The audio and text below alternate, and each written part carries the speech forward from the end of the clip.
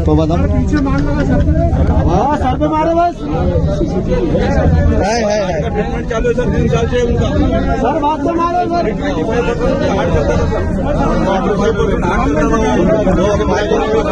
Sir पे मारे बस सर पे धक्के धक्के मत दो बोलना यार इधर आगे तेरे को मारूंगा वो पुलिस वाले मुझे मारा 3 से 2 आंटी सर इधर आंटी बच्चे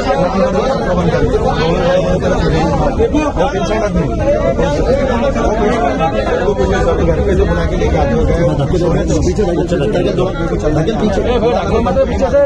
अब उनको जबरदस्ती बोला कैसे भी चलते चलते वहाँ पे गए। अब उनको पीछे से जब हमारे पुलिस वाले सामने थे यहाँ गिरे पीछे सीसीटीवी कैमरे में आए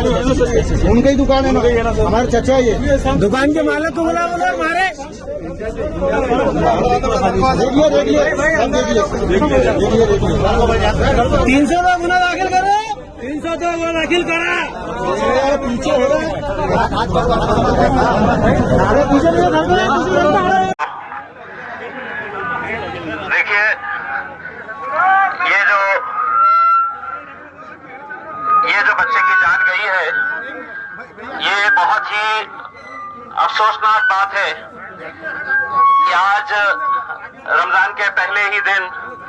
ये इस तरह का वाकया सामने पेश आया है और ये यकीनन किसी के अंदर भी एक तरीके का गुस्सा पैदा करेगा क्योंकि आज लोग मजबूर है परेशान है खाने पीने के लिए और अगर कोई इस तरह का छुपके से अगर कोई कारोबार कर रहा है तो यकीनन पुलिस की ये जिम्मेदारी नहीं बनती है कि इस तरह की जोर जबरदस्ती करे कि जिसकी वजह से एक इंसान की जान चली जाए। जो हुआ है उसके ताल्लुक से हमने अभी बच्चे के घर वाले जितने भी उनके बुजुर्ग लोग हैं उनके रिश्तेदारों के साथ पुलिस कमिश्नर साहब डीसीपी साहब इनके साथ बैठ के हमने आगे क्या करना है इस मामले के अंदर क्या कार्रवाई होनी चाहिए इस ताल्लुक से पूरा डिटेल के अंदर बात किए और बच्चे के जो रिश्तेदार हैं उन लोगों की सहमति से जो बातें जो उनकी मांगे थी वो पूरी मांगों को डिस्कस किया गया और सबसे पहली बात जो डिस्कस की गई वो ये है कि जो भी पीएसआई और कांस्टेबल थे इस मामले के अंदर इनको फौरन यहां से पुलिस स्टेशन से हटा के इनको कंट्रोल रूम को अटैच किया जाए और ये काम इमीडिएट पुलिस कमिश्नर साहब ने ये बात को कबूल किया है और उनको फौरन है तो अटैच कर दिया गया है यहां से हटा दिया गया है। दूसरा ये है कि अगर ये बॉडी हम पोस्टमार्टम नहीं करेंगे तो कल के दिन हो सकता है कि हम ये अदालत के अंदर केस ही नहीं लड़ सकते हैं। तो पोस्टमार्टम होना बहुत जरूरी है। इसीलिए ये तय हुआ है कि पुलिस कमिश्नर साहब और मैं खुद डीन मैडम से बात करेंगे और बात करके इन कैमरे के अंदर पूरा है तो पोस्टमार्टम किया जाए। तो इसके लिए भी यहां पर तय हुआ है और इंक्वायरी इसकी कौन से ऑफिसर के जरिए करवानी चाहिए ये पुलिस कमिश्नर साहब ने खुद ने गुप्ता जी ने बताया है कि आप बताएं कि कौन से ऑफिसर से यहां पर जो क्राइम ब्रांच के इंचार्ज है अघा साहब ये अघा साहब के जरिए इंक्वायरी करने की बात हुई। उन्होंने हमसे पूछा उनके रिश्तेदारों से पूछा कि ये इंक्वायरी इनके जरिए कराई जाए। रिश्तेदारों ने भी उसके लिए हाँ कही। अगर इसके बाद अगर और कोई ऑफिसर अगर आपको ऐसा लगता है कि उनको भी इस इंक्वायरी कमेटी के अंदर होना चाहिए वो इंक्वायरी कमेटी के अंदर उनका भी नाम ऐड किया जाएगा। लेकिन हमें एक बात अच्छी तरह से समझना है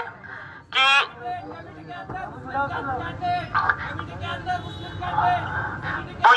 पुलिस कमिश्नर साहब निखिल गुप्ता साहब ही है कि आप लोगों को याद होगा कि जामा मस्जिद के सामने एक पुलिस ऑफिसर ने एक बच्ची को गाड़ी से कुचलकर बच्ची की मौत हो गई थी। लेकिन यही गुप्ता साहब की इंक्वायरी की वजह से आज उस पुलिस वाले के ऊपर एक्शन हुआ है और बहुत सख्त एक्शन हुआ है। तो इस मामले के अंदर भी मैं आपको यकीन दिलाता हूं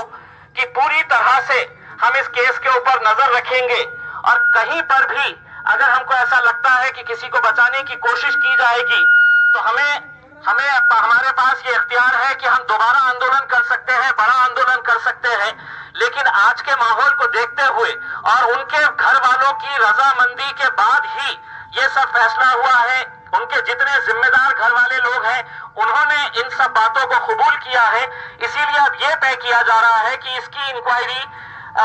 क्राइम ब्रांच के हवाले की जाए, बॉडी को यहां से ले जाकर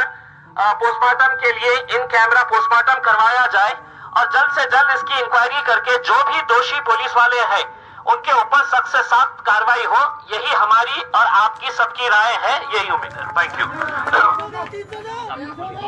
मैं